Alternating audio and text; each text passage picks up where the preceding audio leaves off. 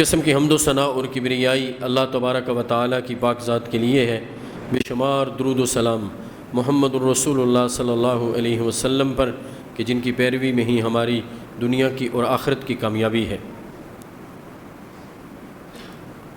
ان الذين قالوا ربنا الله ثم استقاموا تتنزل عليهم الملائكة الا تخافوا ولا تحزنوا وابشروا بالجنة التي كنتم توعدون۔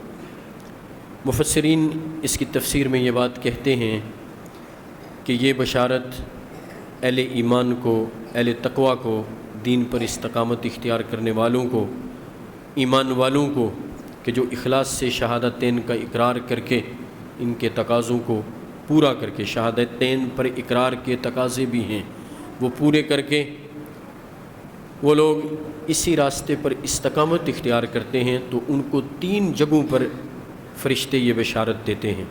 پہلی جگہ موت کے وقت، اس پر میں تفصیل سے تذکرہ کر چکا۔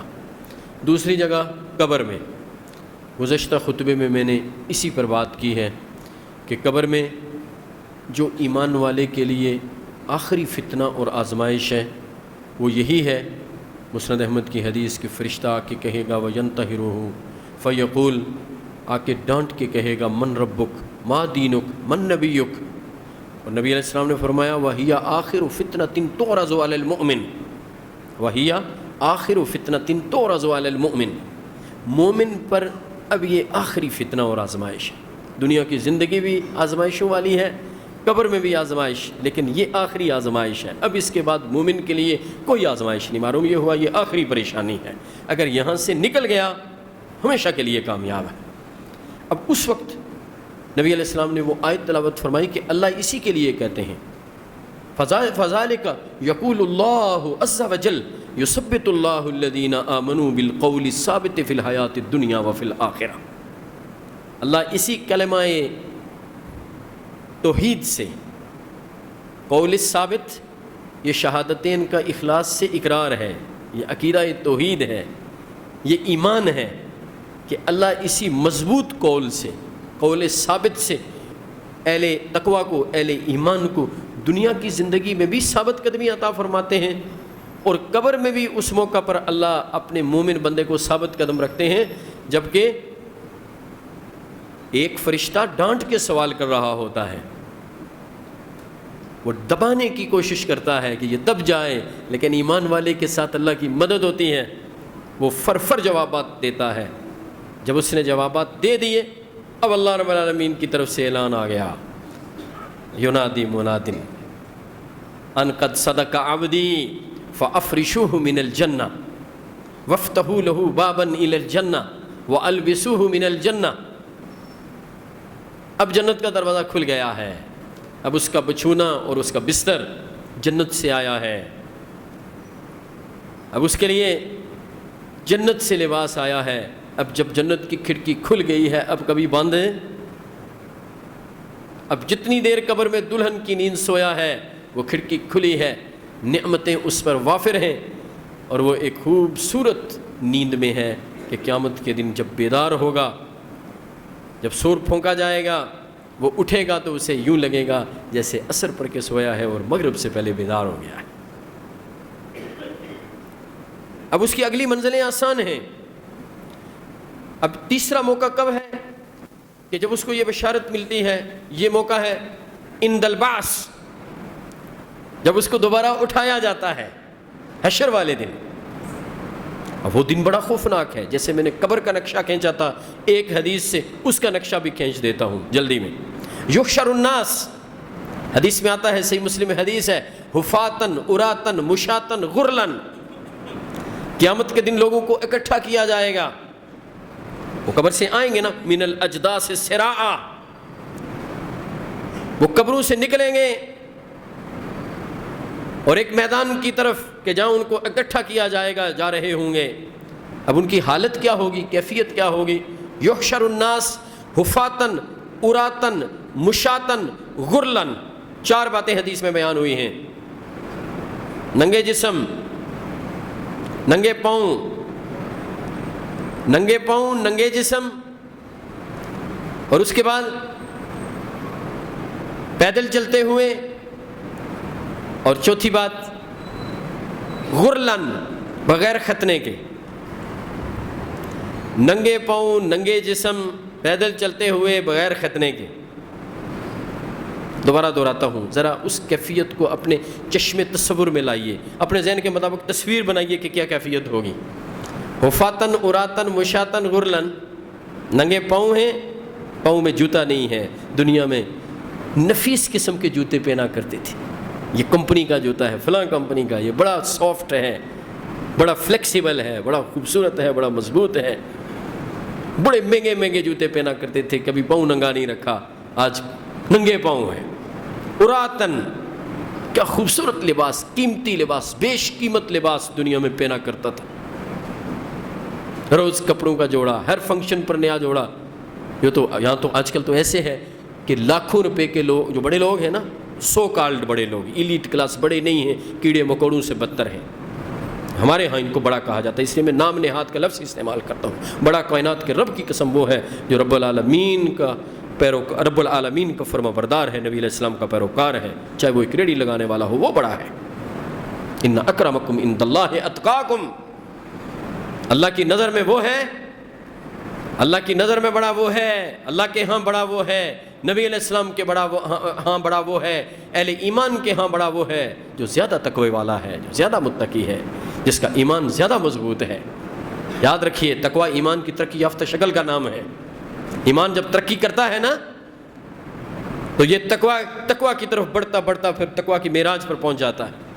سو میں عرض کر رہا تھا کہ ننگا جسم ہے، کپڑے نہیں ہیں، پیدل چل رہا ہے، وہ کہاں گیا وہ پروٹوکول، کہاں گئی وہ گاڑیاں، کہاں وہ بم پروف گاڑیاں ہیں کہ ان کے بغیر کبھی سفر نہیں کیا۔ اب بادشاہوں کو دیکھتے ہیں نا، ملوک کو اور دوسرے بڑے لوگوں کو، دوسرے ملکوں میں جاتے ہیں، وہ اپنے ملک سے گاڑیاں ٹرانسپورٹ کر کے جہازوں میں لے کے جاتے ہیں اور وہاں اپنی گاڑیوں میں بیٹھتے ہیں۔ اب کوئی گاڑی میں نہیں آ رہا، غرلن، بغیر ختنے کے آ رہا ہے۔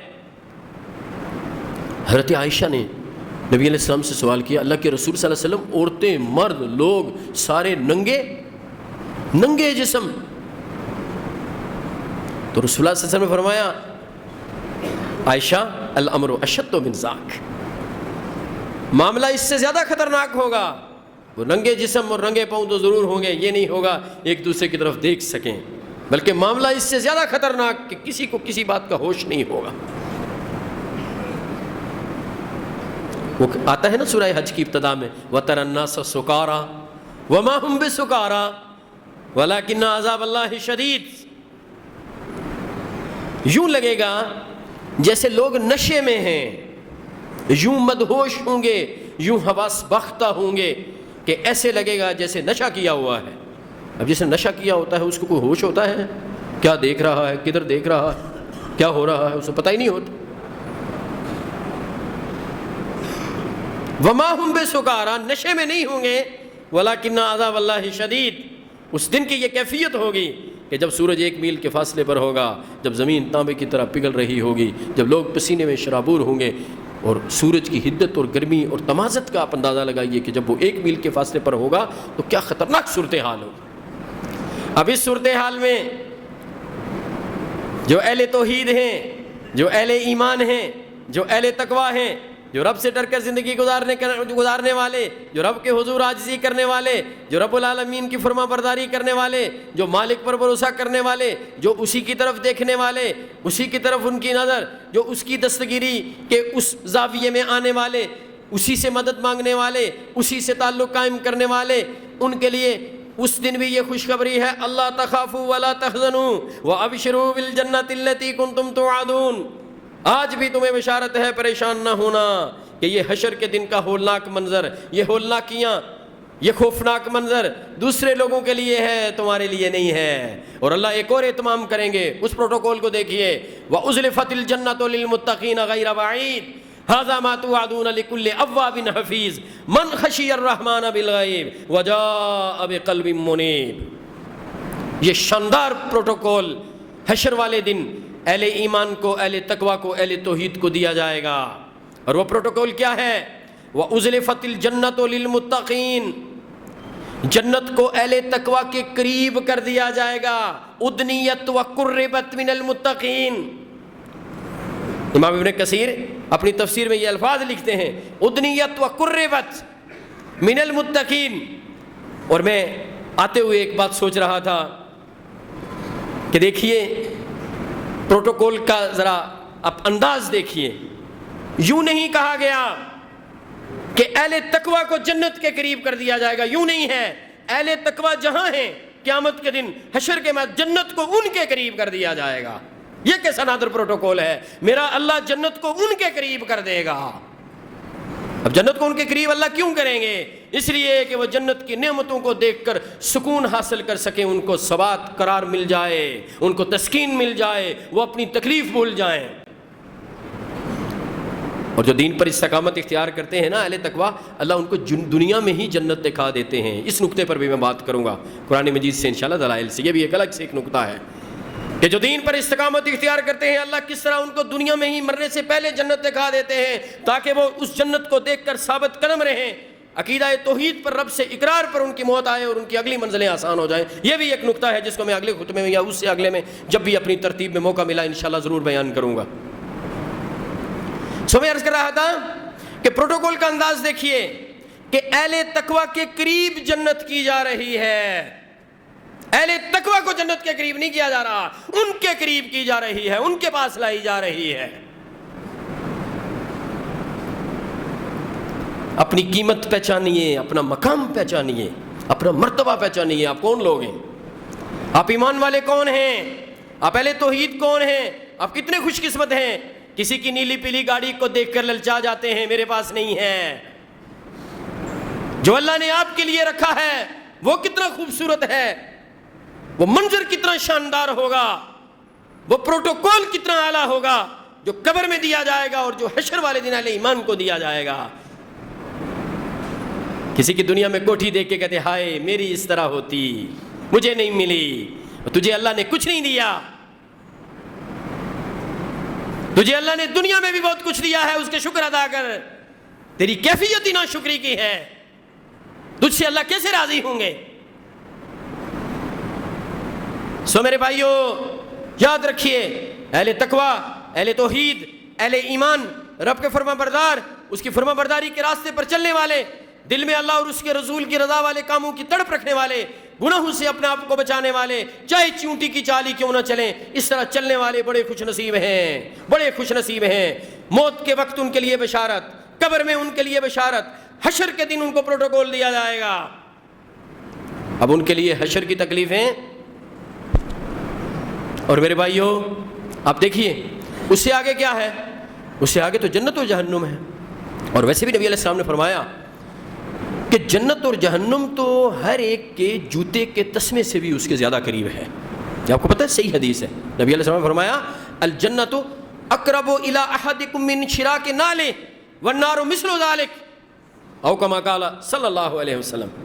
لوگوں یاد رکھو تم میں سے ہر ایک کے جوتے کے تسمے سے بھی زیادہ نزدیک جنت اور جہنم ہے. اگر جنت والے راستے پر چل رہے ہو تو یہ سمجھو کہ تیرا جوتے کا تسمہ تجھ سے دور ہے, جنت قریب ہے. اور اگر اللہ کے نافرمانی والے راستے پر ہو تو یاد رکھو آپ کے جوتے کا تسمہ آپ سے دور ہے, جہنم آپ سے قریب ہے.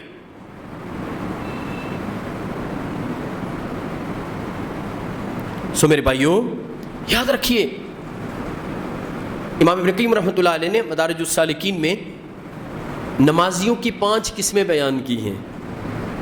اور یقین جانیے ابن قیم سے زیادہ نکتہ داں یا فقیہ کم از کم ان کے بعد کوئی نہیں گزرا, یہ میں وثوق سے کہہ سکتا ہوں. اور ان سے پہلے بھی جو گزرے ہیں یقین جانیے کہ ابن قیم جب کسی چیز پر بات کرتے ہیں ان کا انداز نرالا ہے, دور دور تک کوئی ان کے قریب نہیں آتا. اللہ نے اس قدر ان کو فقاہت, ذہانت اور سمجھ عطا کی ہوئی تھی.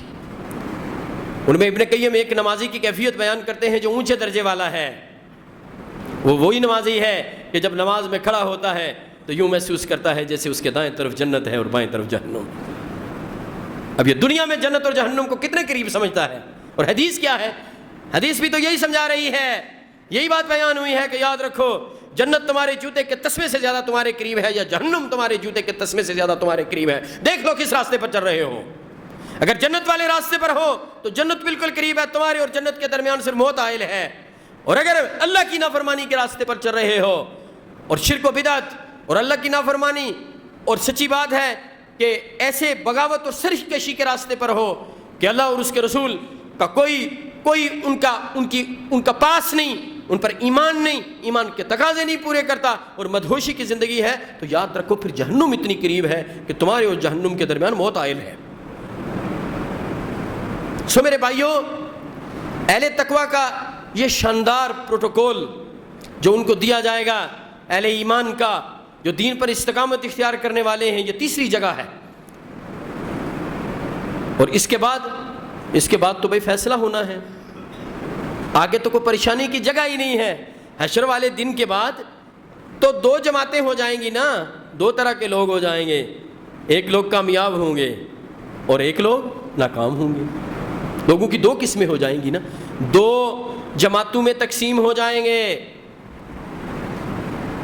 دو طرح کے لوگ ہی باقی رہیں گے، جنتی اور جہنمی. حشر کے دن جب حساب کتاب ہو جائے گا، جب ان کو ان کا رزلٹ کارڈ مل جائے گا، وَكُلَّ إِنسَانٍ أَلْزَمْنَاهُ طَائِرَهُ فِي عُنُقِهِ،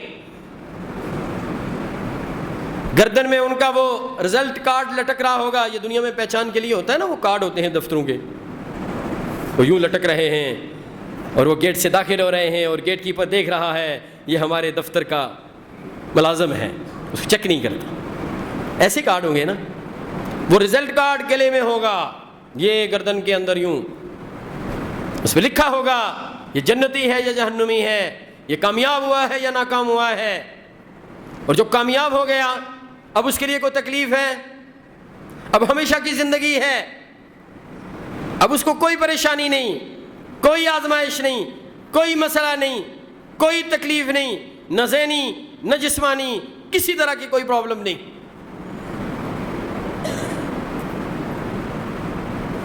یہ دنیا آزمائش کی جگہ ہے، دارالامتحان ہے. یہاں تکلیف ہے، جسم کی تکلیف ہے، مال کی طرف سے تکلیف ہے، کوئی اور تکلیفیں ہیں، ٹینشن ہے، پریشانی ہے، یوں ہے. ان ساری باتوں کا تعلق دنیا سے ہے، اس لیے کہ یہ امتحان کی جگہ ہے. یہاں جس نے تیاری کر لی، جس نے امتحان کے لیے اپنے آپ کو تیار کر لیا، جس نے اللہ کی طرف سے جو امتحان کے اندر پوچھے جانے والے سوالات ہیں ان سوالات کی تیاری کر لی، وہ کامیاب. اور وہ سوالات کیا ہیں؟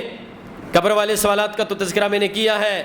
من ربک، ما دینک، من نبیک، یہ 3 سوال تو قبر میں ہیں.